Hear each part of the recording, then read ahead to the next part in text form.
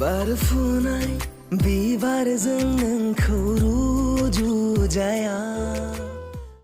मोनसे गोदान भिडिअनि आपडेट लानानै फैलायबाय। नोंथांमोना नैबे गोदान भिडिअखौ दासिमहालागै फुलै नायाखै अब्ला नैबे भिडिअनि गेजेरजों नायनानै लानो हागोन। आं बिथांमोननि इउटुब चेनेलखौ लास्टआव स्क्रिनाव बुंनानै होगोन, बेनिखायनो नैबे भिडिअखौ जोबजासिम नायलां। लोगोफोर, चेनेलाव गोदानब्ला चेनेलखौ साबस्क्राइब खालाम आरो भिडिअखौबो लाइक, शेयार, कमेन्ट खालामनानै होदो।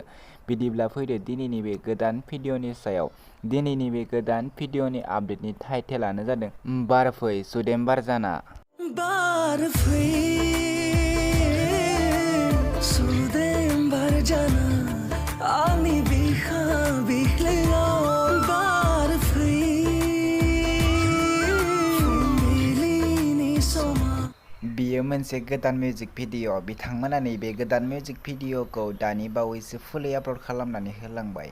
बे भिडिअ'आ कास्ट महरै दङ मिथुराज बर', हास्थायसा बसुमतारी आरो इनामनि नार्जारी। बिथांमोननि नैबे गोदान मिउजिक भिडिअ'आ जोबोरैनो मोजां जादों। दासिमहालागै नायाखै अब्ला बिथांमोननि इउटुब चेनेलाव थांनानै नायहैनो हागोन। नैबे भिडिअ'नि मेथाइखौ रोजाबदों एलफेस्टन बर' आरो नैबे भिडिअ'नि प्रडिउसारानो जादों मिथुराज बर'। बिथांमोननि इउटुब चेनेलनि मुङानो जादों एमबि प्रेजेन्स। नैबे स्क्रिनाव नुनाय इउटुब चेनेलाव थांनानै बिथांमोननि बे गोदान मिउजिक भिडिअ'खौ नायनानै लाहैदो आरो दासिमबो बिथांमोननि चेनेलखौ साबस्क्राइब खालामाखै अब्ला चेनेलखौ साबस्क्राइब खालामनानै होदो। भिडिअखौबो लाइक, शेयार, कमेन्ट खालामनानै होदो जेन बिथांमोना बेफोरबायदि गोदान गोदान भिडिअखौ थाब लानानै फैनो हानाय बायदि।